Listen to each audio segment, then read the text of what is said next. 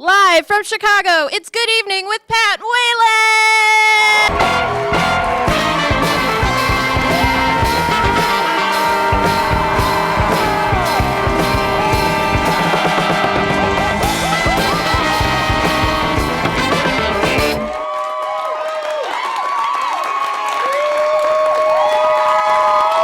Good evening, welcome to Good Evening with Pat Whalen. I'm Pat Whalen.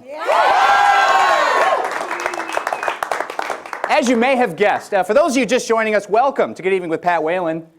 We're Chicago's only late-night talk show news alternative. What does that mean? Let's find out. Megxit. Megxit. Are you familiar? It's a hashtag, an English import, I guess you could call it, to our American shores and social media channels. The Duke and Duchess of Sussex are breaking off with the royal family, and people are upset. That's not true. The Queen's upset. That's pretty much it. I don't really care. I mean, I'm for it. I don't know. When asked why, Prince Harry said he's quitting his job so he can spend less time with his family. Relatable. They're just like us, except they talk weird. I don't know. Florida man was arrested for handing out free marijuana because it was Christmas. That's it. No, there's more. On December 23rd, St. Petersburg police arrested and charged a man with possession of marijuana with the intent to distribute. And the war on Christmas continues, you know? He warned us. Merry Christmas. On the first, speaking of weed, which I don't do often, not too often, Merry Christmas. On the first day of weed sales here in Illinois, as you may know, as of January 1st, it's legal now in Illinois to purchase marijuana from certain people.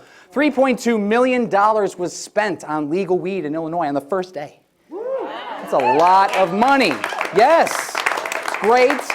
And you know what that means? It means that weed had a bigger opening weekend than Cats, which is very impressive. The movie Cats. Amazon, the company, not the forest, threatened to fire employees who speak out against climate change. That's not great. A group of Amazon employees say that the company has threatened to fire 2 workers for speaking out against the company's environmental policies. Not cool. And asked why, CEO Jeff Bezos screamed, "It's easy! More water, more yachts!" I'm rich! He is, too. He's got a... The employees were told they could find themselves unemployed in as little as 2 weeks if they weren't careful. Although they could bring that down to just 2 days by joining Prime Today for just $6.99 a month. Yeah, we're good. You may have heard Vienna Beef is closing its historic factory in Bucktown. It's so sad, I know. It's a landmark of Chicago. It's been there forever, right by the river. You know where you are because of that landmark, but unfortunately, it is now going to be, it's not going to be knocked down. What you might not know is that they're moving forward with plans to build a Chick-fil-A within that factory. It's true. And that story, again, a homophobic fast food chain is opening up inside a literal sausage factory. We got a great show for you tonight. Great show. It's our first televised episode. Am I reading that correctly? Yes, we are on television. Amazing. A live audience here. It's fantastic. We love it. Thank you to everyone at Can TV. And we have a lot to get to. But first, we're going to play a little game, a little Pat and Penny game here at Good Evening called That Being Said, where I welcome up one lucky audience member. They answer 3 multiple choice questions. You get 2 out of 3 right. You win a prize. If you don't, we'll talk. We have a very special first televised episode person to help me with this game. Brianna Wellen, would you like to tell me who that is? Yeah, I think we're going to have Ken Davis do this Ken one. Davis! Ken's not good. Oh, come on. No pressure, come on. Ken Davis, everybody. Ken Davis? It's Ken Davis, everybody. I don't know who I am. Come on. There's no need to fake. Come, join me. Ken, it's Ken, right? Yes, it's Ken. Kenneth? Ken. Davis, Yeah, is that Davis, Polish? Yes, yeah. Okay, Yeah. welcome to, is this Thank you. is this your first time at Good Evening with Pat Whalen? Yes, on TV, yeah. Oh, Yeah. This guy's been paying attention. Yeah. Ken, thank you so much for being here. I explain a little bit more of the game for you. Just to reiterate, I'll ask you 3 multiple choice questions. You get 2 out of 3 of those questions right, you win a prize, and if you don't, we'll talk. Sound good? I'll do it. Okay. Are you a politician? That was pretty, it didn't quite answer. Okay, first question. Okay. Defense Secretary Mark Esper Yes. worked at defense contractor Raytheon before joining the Trump administration as defense secretary. Okay. How much money did Mark Esper make as a salary bonus when he stepped down at Raytheon? Is it A, $600,000, B, $1 million, or C, $1.5 million? Ken? How many people here know the answer to that? So I'm not going to be too embarrassed. See, no one does. That's I write them. Yeah, I know. I pick them. 1.5 million. 1.5 million is correct. Hey, good for Mark. Mark, he was hurting, so that's good for him. He landed on his feet. Hey, speaking of Raytheon, Hey, Ken. speaking of Raytheon, Yeah. How much did Raytheon stock go up after the drone strike in Iraq last week? You heard about the drone strike, right? Yes. Okay, great. Yes. So we had a drone strike in Iraq. Presumably they had the technology, so Right, we had it was their we had technology. the justified Yeah. imminent threat that we can't explain. And it just works, and it worked so well, didn't it? Well, Yes. yeah, absolutely. It's a great foreign policy way to do things. I Yeah. think we're of like mind here. Yeah. How much did Raytheon stock go up after the drone strike? Is it A, 1%, B, 1.5%, or C, 2%? Ken? I was hoping it was going to be like 21%. It would be obvious, but I'll go with 2. You'll go with 2? Yeah. 2 is? I'm Wrong. sorry. I'm sorry, Ken. I'm sorry. It's 1.5%. Almost. But good news, no, Ken. 3 questions. You got quit. 1 right, you got 1 wrong, you got 1 left. You ready? I got another chance. Okay. Excellent. Okay, so your third and final question, okay? What percentage of Trump supporters polled said they were in 100. favor? Well, easy, Ken. It's a libertarian. What percentage of Trump supporters polled said they were in favor of bombing Agrabah? And Agrabah, for those of you keeping track at home, is the fictional country from the Disney movie Aladdin. What percentage of Trump supporters wanted to bomb Agrabah? 21%, 31%, or C, 41%? Ken. I gotta go all the way. 41%. 41% is correct. Yay! Thank you, President Trump. Ken Davis, you win your prize. A Chicago newsroom mug and a pad from Can TV, and there's a Can TV pin in there as well. Ken, there really? Thank you for playing That Being Said. Oh, thank you. And I'm going to take you out to lunch. What a pleasure. All right? Ken Davis, everybody.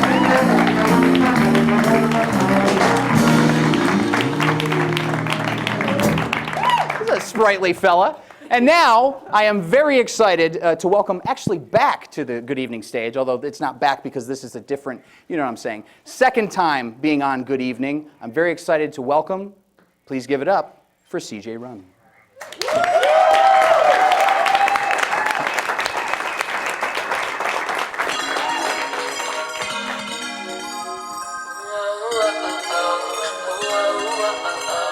I know you want it bad, yes you do.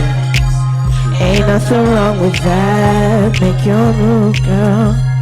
She stood at about 5'7" and I was a measly 5'3". Scratch my chin in complexity like I hope this girl does once for me. 1 + 1 did add up to me and her getting back to her bedroom sheets. Blunt road, now we're looking too friendly. I tell her, come on baby, jump for me. Come on baby, jump for me. Please don't take your love from me. Wait.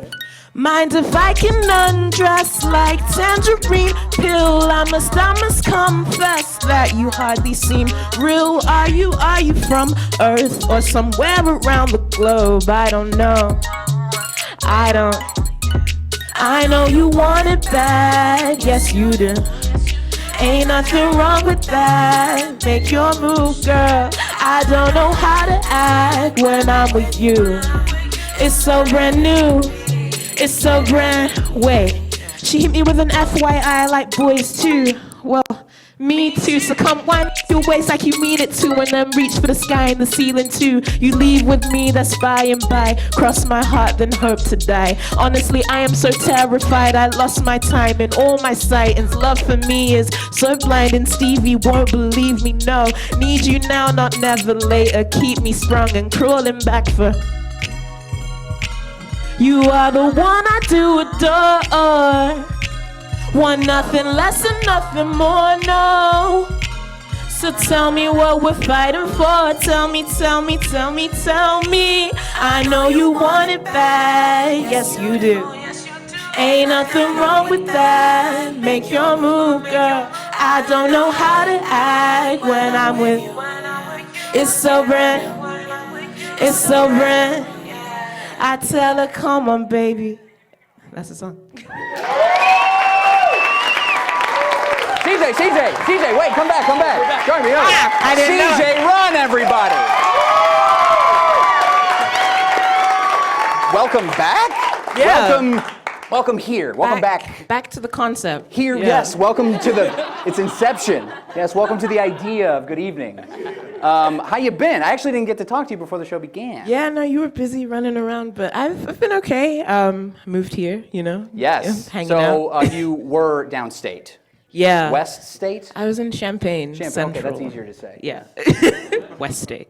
Yeah, I was in Champaign, but I'm here now, you know, hanging out, doing what I gotta do. So. Yes, excellent. Had a great write-up in the Chicago Tribune in 2019. Yes. Pretty cool. Yeah. Yeah, you know, They had a lot to say. yeah, there was a lot in there. Like, seriously. So how's it been? How's your transition to Chicago been? It's been all right. It's like my first big move after like college, you know, so I'm like Right. living in the real world and it sucks, but you know, like enjoying every minute because my 20s are the best years of my life or something, so, you know. I'm 29 again this year. Yeah. Again. Again. Yeah, it's crazy how that happens. Welcome to Chicago. You're on Chicago's only late night talk show news alternative. Do you have any opinion on this whole royal thing that's happening? I know you don't have to. I know you want me to. I know you want something. You want something from the source, so you can be like, You at so least even are if it's familiar. wrong, you can be like, someone with an accent said it, so it's right, you know, like. But nah, I'm saying good for them, you know, like royal family has not treated Meghan, you know, correct, and we know why. So Because she's American? Yeah, that's the one. That's the one. Maybe. Because she's blackity black, and they don't like blackity black in the royal house of whatever it is. So you know, I'm all for it. You know, big up Harry. So whatever. Well, you know what I say to that? Tough biscuits.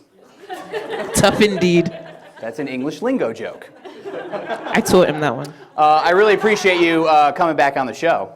We have one more song coming up from you, and we're going to plug any future stuff that we need to for the folks at home, as well as the folks here in the audience. But just, one more time, give it up for CJ Run.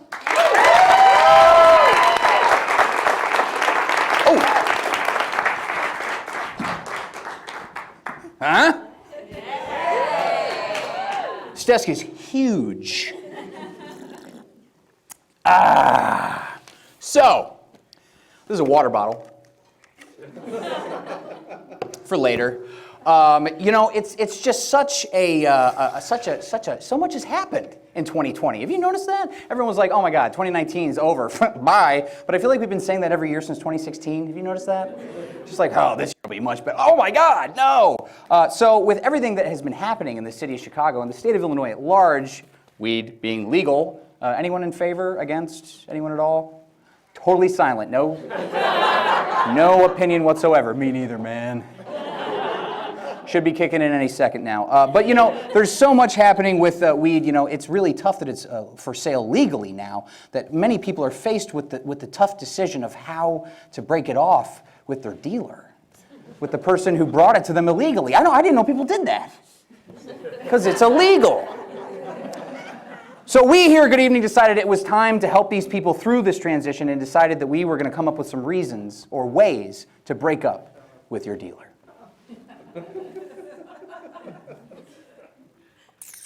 Breaking up with your dealer. It's not you, it's legislation. How to break up with your dealer. Between trade wars and inflation, chalupa prices are at an all-time high. I gotta cut back. Just me chalupas? That's okay. What can I say, bro? I'm high on life now. Oh no, life is a strain at my local dispensary. It's good. 45 to life. There's something there. I don't know. Well, easy. How to break up with your dealer. I'm really into crack now. Turns out it is a gateway drug. I've been deployed to Iran.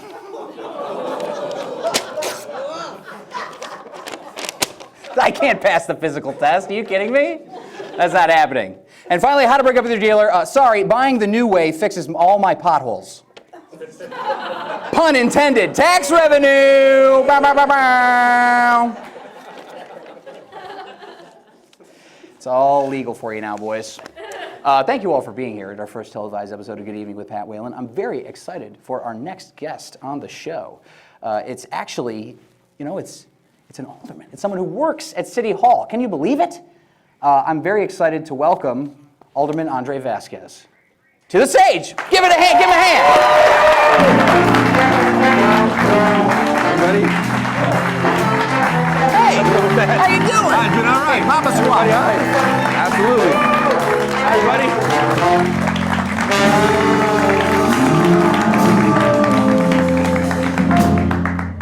Alderman. Pat, Thank you for being here. thank you for having me. This is very exciting. I am really glad to have you, not only because this is an exciting night in general, but this is your first time on the show, and you have been an alderman for quite some time now. Yeah, veteran now. Yeah. 6 whole months. You got the stripes, right? How's it going? It's amazing. It's Yes? Really, yeah, it's really good just to have the opportunity to be able to solve all kinds of problems from potholes to larger legislation. So, yeah, it's an honor to be here. It's an honor to have you. I scribbled down a bunch of notes. There's a lot of stuff to get to, but one of the things I love about you and your approach to being an alderman is that you are really using social media well to document what it is you're doing, and you have a digital rundown almost every day of what it is you're doing, and you are doing a lot. What has that been like? Because I really feel like you're one of the first aldermen, at least, to do this. Yeah, I mean, I just thought about what my life was like when I wasn't in office. Like, I would love to know what these people do all day, which I think everybody says. So I really wanted to demystify the role and have people stop looking at it as like someone you have to like bow down to or whatever. Like, I refer to it as basically the ward janitor. So you might as well get a view at like what we do all day. Fair enough. So what do you do all day? Fix potholes. No, There are a lot of them. no. I mean, it's yeah, there are tons. Not in my ward. Yeah. Okay.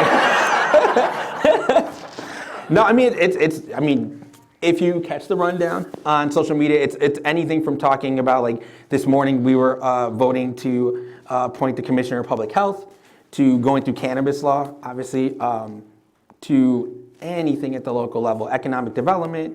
So every day is chock full of something new, and it's really exciting to do. Cannabis, pot. Yes. Yeah, got it. But Got it. Yeah, it's another word for that. I just use the legal terms now, so it's just. Because it's legal. I mean, there are a lot of other things going on, but like this, I think so much happened at the beginning of the year state-wise, right? Like Illinois, it's now legal everywhere, but we had Heather Staines on the last show. Yeah, right. There were a few holdouts, right? Isn't that true? Yeah, well, as far as everywhere. So you can't smoke in the public way. You can't smoke in a park. Slow down. If your landlord says you're not supposed to smoke, if My you're who? condo board. Oh, God. Yeah, so there's almost everywhere. Almost. I will say an alderman said that. That's right. It's very good to know. But that was, I mean, it was so funny that beginning of the year, a lot of people were like concerned that there was a database being made, and like I feel like we have gotten through a lot of rumors about what this law is going to mean on the ground level. And one of those is how this is all going to apply to the city of Chicago. It really feels like, not you, but some folks in Chicago are trying to figure out how can we make money off this, and not just the people who are selling the cannabis. Right. I mean, it's like any other, if you think about, what I've always said is that if you go back and think about alcohol, right? The Kennedy family was selling this stuff when it was illegal under Prohibition. Once it went legal, you're talking about really growing an industry and ultimately generations later being in the White House.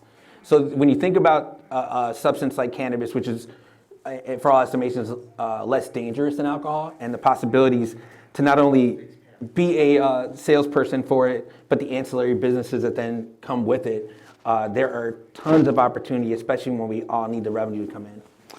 That's interesting that you say that. I think about that every time I go by the merchandise mart, is that Joe Kennedy, the I think father or grandfather of JFK and them, he owned the merchandise mart.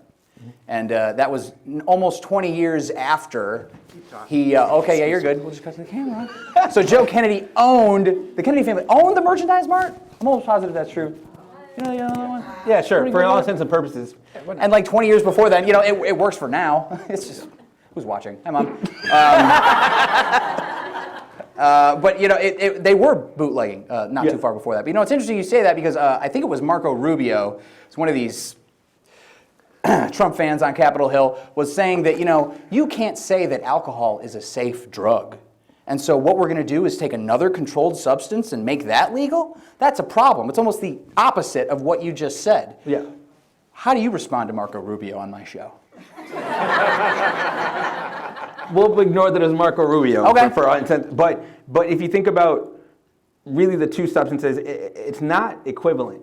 I've yet to see a bunch of potheads fighting because they smoke too much, right? So when you think about why certain substances are viewed in a certain way, we know historically it's racist, right? Like when you refer to it as marijuana, it's because it was attributed to Mexican undocumented folks who lived in the country, right? So over time, we've had this reefer madness narrative keep being pushed, and now we have the ability to undo that. So, I'd say whoever has the view that Marco Rubio is sharing would be wrong, and maybe they need to go smoke.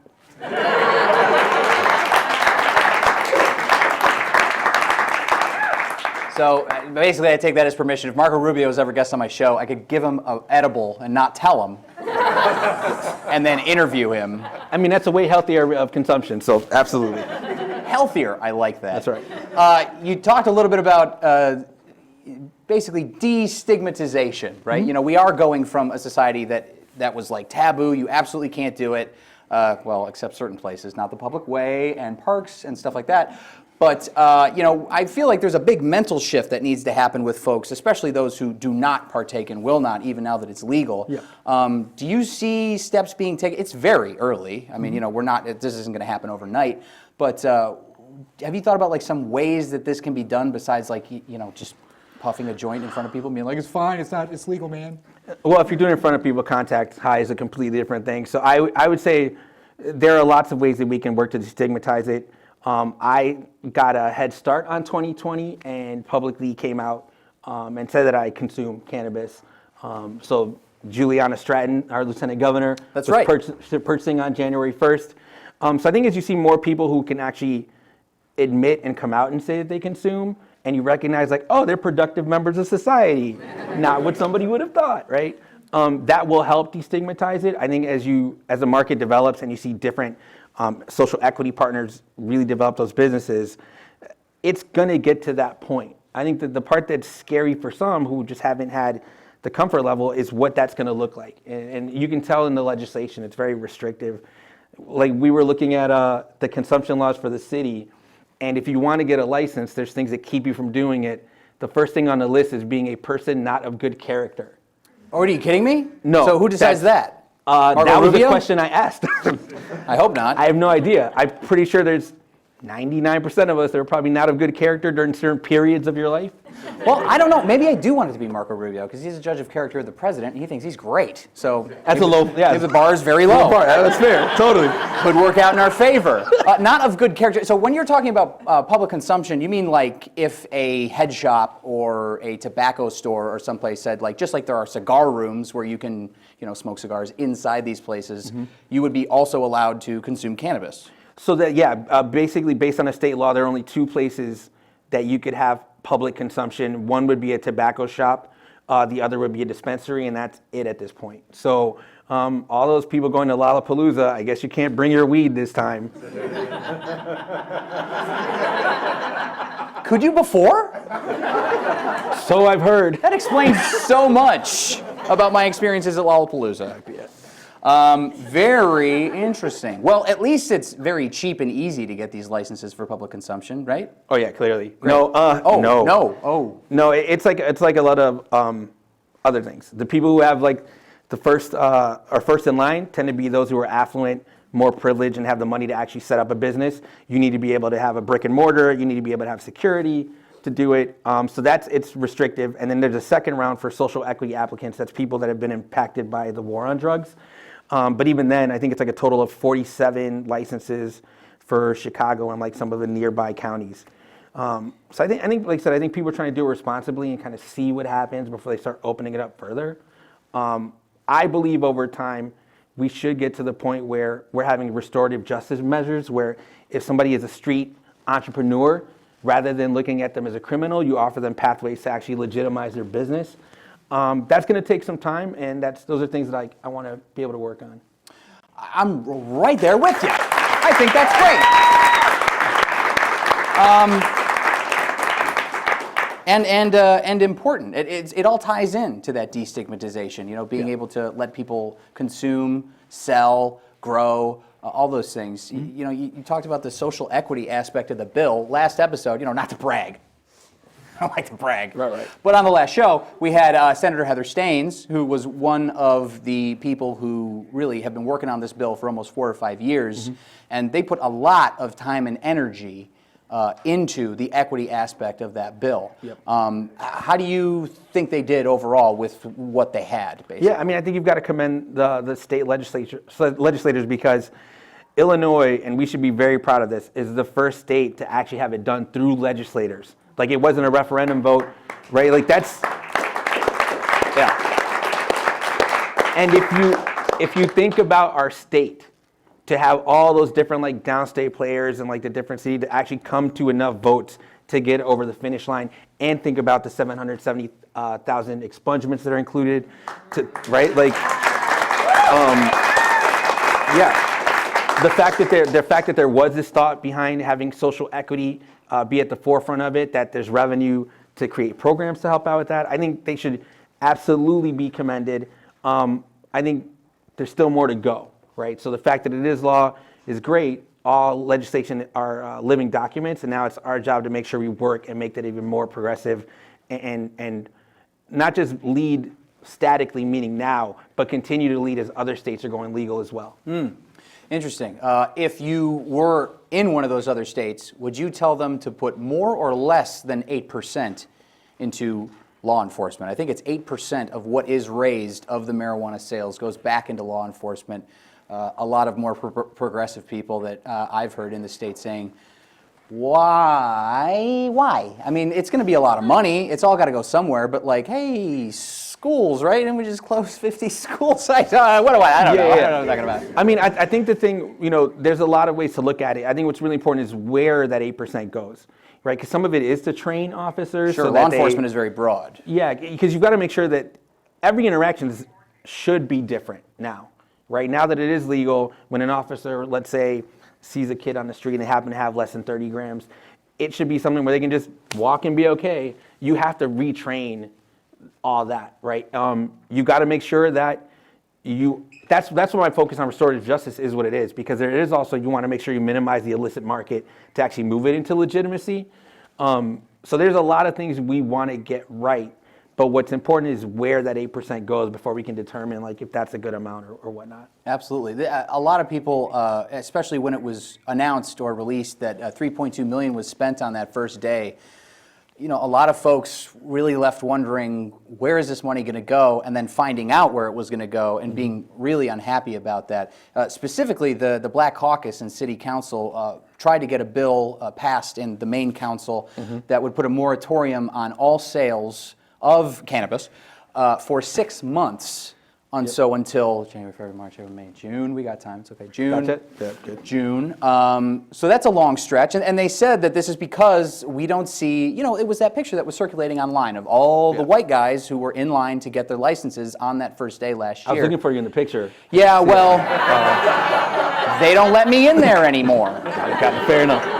They know the pin trick. I just wore the pin. They were like, you just walk like you got a flight to catch. You're a white guy. It works every time. Well, not anymore. Yeah. Not anymore. No, so I mean, I think like everyone else that saw that picture, it wasn't the best picture, is the nice way to put it. And like I said, there's problems with the fact that those who have the most access to capital are able to do it, right? So it was very much the council trying to voice things that they were upset about with the bill as far as the Black Caucus doing so. I would have the conversation with them really kind of framing what the state law kind of preempted and said, right? I think as we look at every other piece of legislation, you're going to see more and more of those conversations happening, because at a certain point, the city kind of has to assert itself as to what we want to do. But I think it's more indicative of there needing to be a better relationship between city and state legislators to actually get in on the ground floor, get the kind of buy-in to help it really work together. So that's really been my focus as it pertains to cannabis, is looking at what we can and can't do and making sure we're talking to the state so we all get it right together. That's, wow. The left hand knowing what the right hand is doing. Yep. I won't say which is which. But yeah, Springfield, you know, they do the statewide laws up there. So that's a whole thing. But, you know, I am a real George Blakemore. I love going down there and watching what's going on the council floor. Shout out to George Blakemore. I know, came back. Recently back. He was right. out in the hospital for a while. We're fans.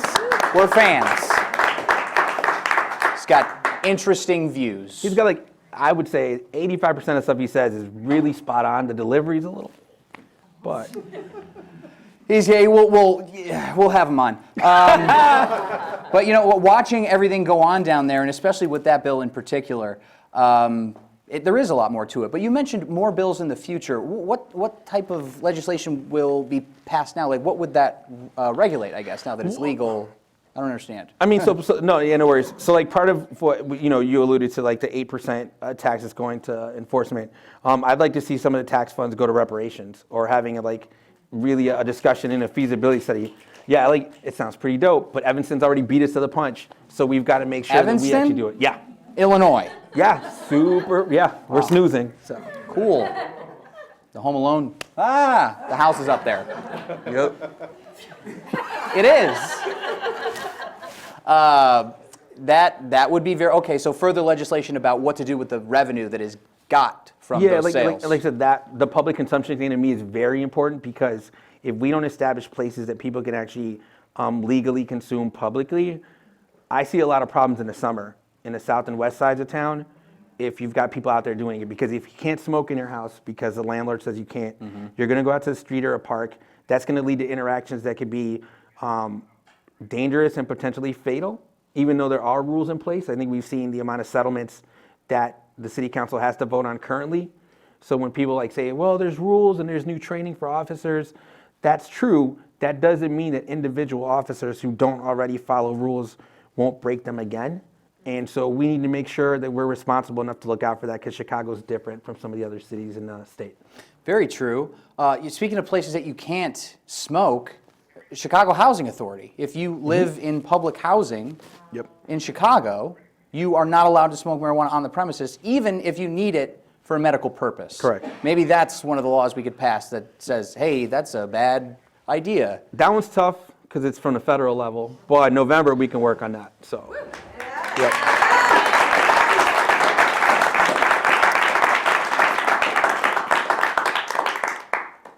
We do other stuff besides weed too. What's in November? This thing. It's an election. Yes. Hey, you're running for committeeman. Yeah. In the 40th ward. Committee person. Committee person, thank you. 2020, man. 2020. Yeah. Committee person, 2020, welcome to the future. That's right. Mom. She's actually way more progressive than me. She's gotta love it, I'm shouting her out like this. I love you. You know, she had this, so, okay, real quick, we got time. When I was born, I would just lay on my back and babble incoherently like this. And she was like, well, he'll either have a talk show or be a preacher. And I said, why not both, you know? Anyway. Good Lord. Committee person. Yep. What does a committee person do? They run committees. Yeah, that's it. Thank you, guys. Cool, good to see you. No, so committee person, the way I really describe it is you're the representative and organizer for the Democratic Party covering your ward, right? So you want to make sure that voters are turning out to vote, that they're engaged, that they know what's going on, that they're registered. Really, like, the way I view it, because I'm an organizer by nature, is how do you really inform people about what's important to them and why it's in their best interest to stay involved and pay attention, because there's always elections going on. We don't really, as a society, do a lot to teach folks about this stuff. I noticed that. Yeah, and I you know, it's deliberate, right? If people don't know why it's important, they don't turn out. And so I think we need to really base it on values that I think people share, so they're able to turn out for whoever their candidates are, but that more people at the table and in the political process helps us all really have our voices heard. And so that role is how I view where we can do that in the 40th Ward.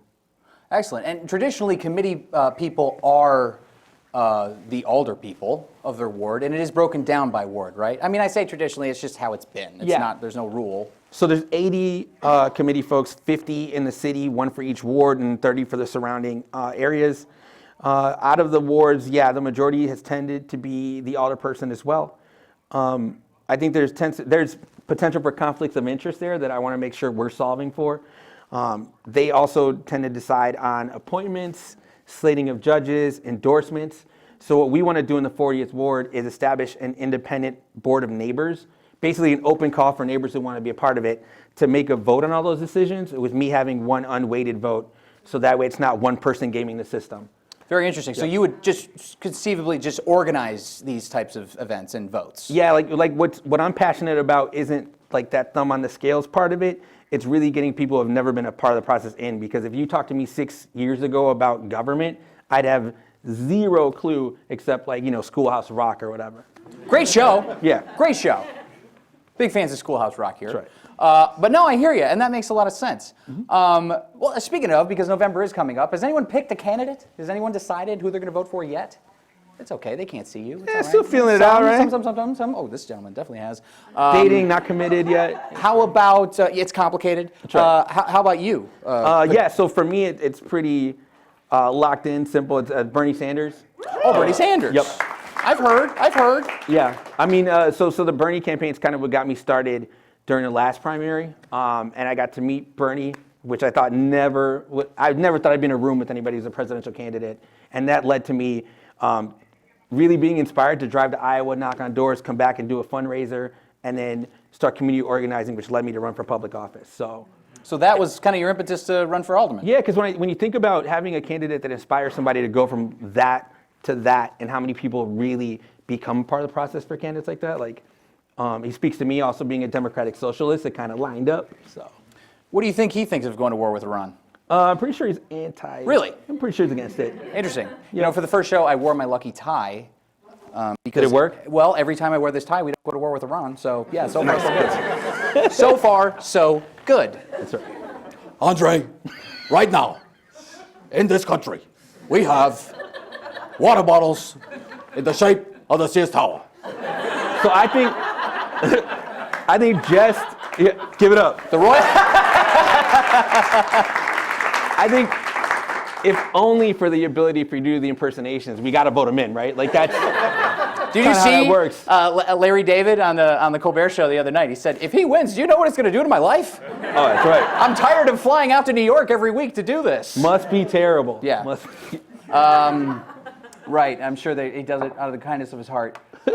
Speaking of the kindness of his heart, is there anything that we haven't touched on that you would like our vast and depth audience to know about in the near future? You know, you are also involved in the Committee on Special Events. Yep. Lots to do there. You mentioned the Lollapalooza folks. You can't bring the weed. Never could before either. But there's a lot going on in your ward, in the city, in the future. Yeah, I mean, I think most neighbors, when you talk to them, are really concerned about our budget, like everybody else, right? So, what I really try to focus on are kind of one, cannabis legislation, as we've discussed.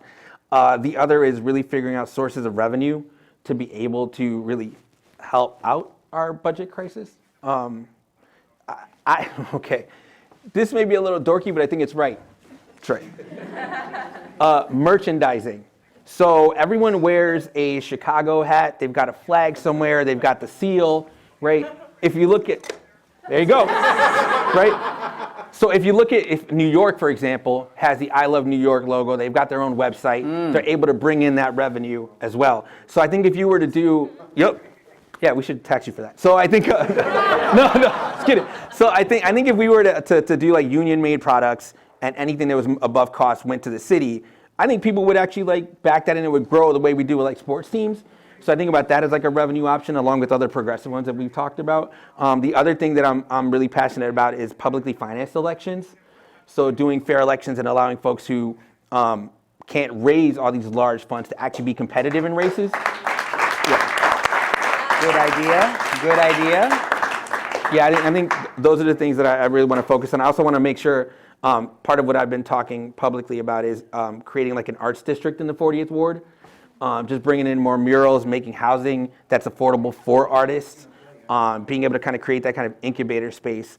Because I think when you think about what art can do, and that's why it's an honor to be a vice chair of that committee, it brings people together, it educates folks of all sorts. You communicate things, the expression you're able to do with art. I think it's something that we should be championing and really, really proud of as in world-class city when it comes to that. That's music to my ears. I love it. I think those are all great ideas. Excellent, and all the luck on your campaign to be committee person. Thank you. And seriously, thanks so much for making everything so accessible on social media. You know, you really are demystifying the process and making everything a lot more accessible. So me, personally, as a guy with a talk show, I would like to thank you publicly on that talk show. Absolutely, So yeah. And give it up for Alderman Andre Vasquez for coming on the show. Awesome, thank y'all. Thank you so much. Thank you. Are you kidding me? Definitely awesome.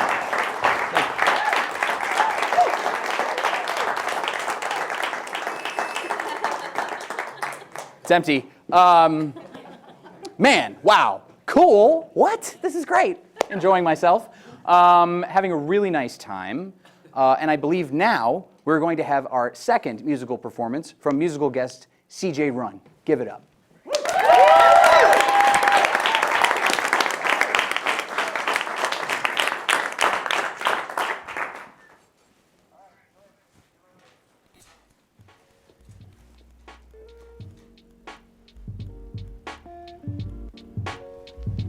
Yeah. I wanna write you a love letter. I wanna tell you I can be better, that I can be. I wanna write you a love letter and tell you I can be better, yeah. It took a minute when we first made contact. Your eyes were scheming, I could see that you were on that. Hey, my name is, and it's nice to me. I see the way your body's catching bodies on this beat. I see the way your feet are moving fast to the sound of my heart. Bodily autonomy, misogyny apart. I ain't seen you round here yet. Oh, you're an actor. That's a nice touch, hands soft, I'm righteous. I told them I was making waves around the music. They say life is just a game, so you can play it how you. And they just moved from Massachusetts. They've been staring at my tulips since I opened up like tulips. And I'm past the feeling stupid. I'm that man. Wait, no, I'm that woman. No, I'm that person. The one who loves and the one who nurtures, the one who hurts. And I. Speaking of which, what's your flower of choice? All I've got's a Mini Cooper. Do you want a Rolls Royce? And could you hope to keep me warm at night? Fitted corduroy, you got my head top landlocked, Central Illinois, and I just met you. But I'm not trying to sweat you, so meet me in the rec room, or we could find a bedroom. But you can call the shots, we're popping off and we'll be dead soon. I don't want to make it seem like everything is just gloom. I see the way you blossom and you bloom. Would you be down for holy matrimony up in June? I know it won't be holy since we both do what we do. Your father is a pastor and I know he won't approve. But when I speak to you, I get a little bit flushed. You're a little bit much, but you're perfectly enough. Cascade in the rain, baby, every time we touch. I'm gonna write this letter for you, please don't rip it up, no. I'm gonna write you a love letter and tell you I can be better, that I can be. I'm gonna write you a love letter and tell you I can be better, I can be. I can be. I can be.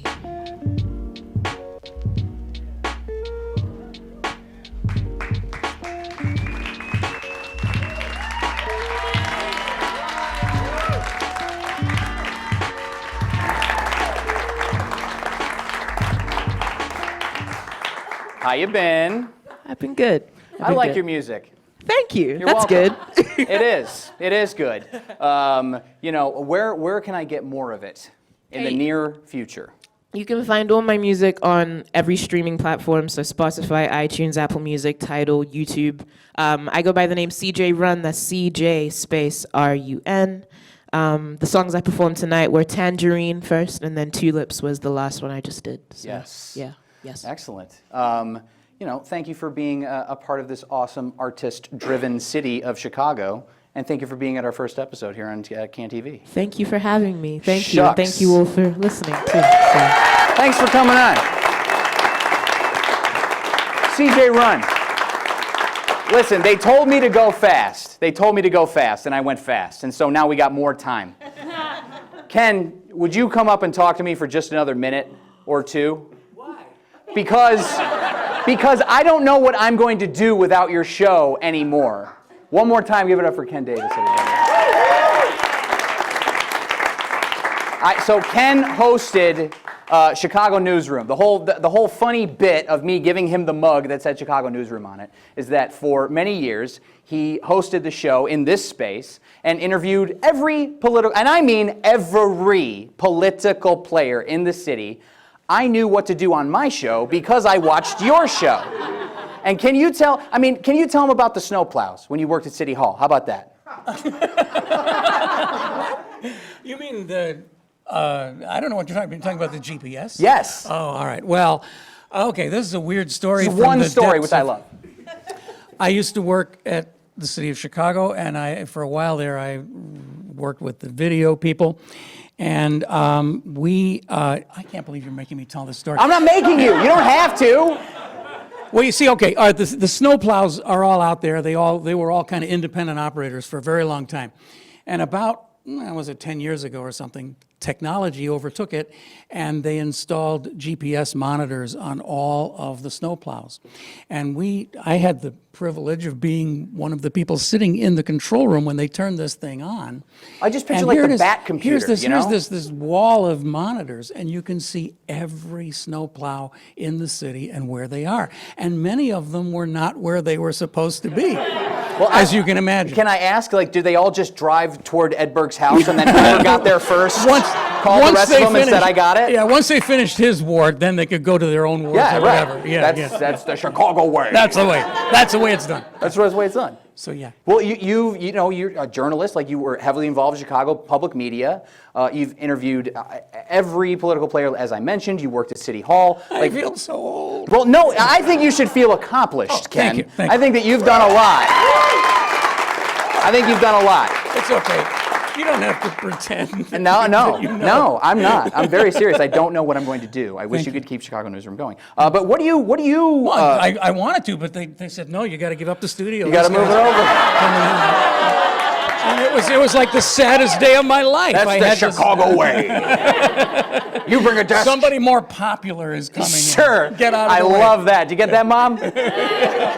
More popular. I love it. What do you portend? And as November approaches, what do you have any advice for folks as we look forward to this future of 2020, which is already off to quite a start, wouldn't Lay you low, say? I would say. Lay low. Yeah. Hang tight. Yeah, another 5 years of this and it'll be over. So, yeah. Ooh, you really think he's got another round in him?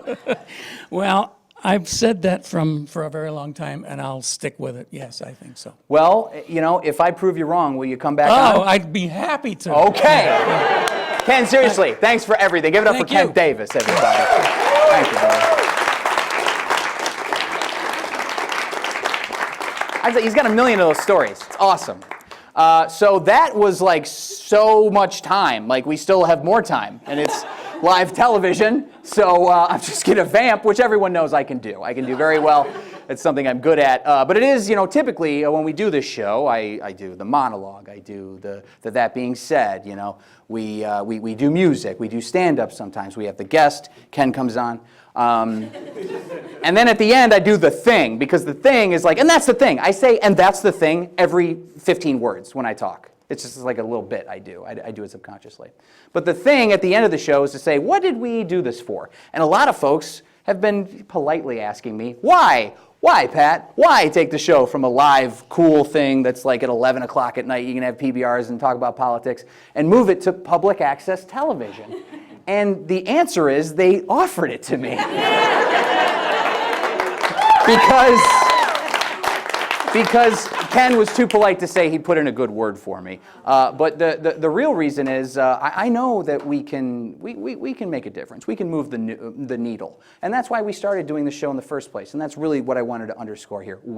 I'm just the face. There are so many people in this room and outside that have helped me do this for the past 6 years. And you know what? we're going to keep doing it. We're just going to keep going.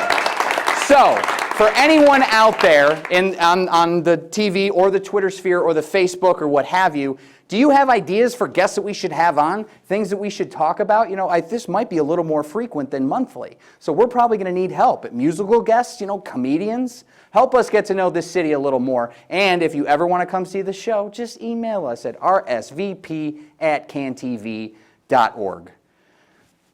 We still have 10 minutes.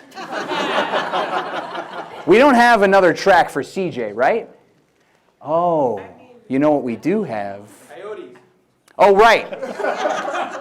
One of the things that I predict for 2020, Alderman Coyote caught up in a corruption scandal with the Acme Corporation.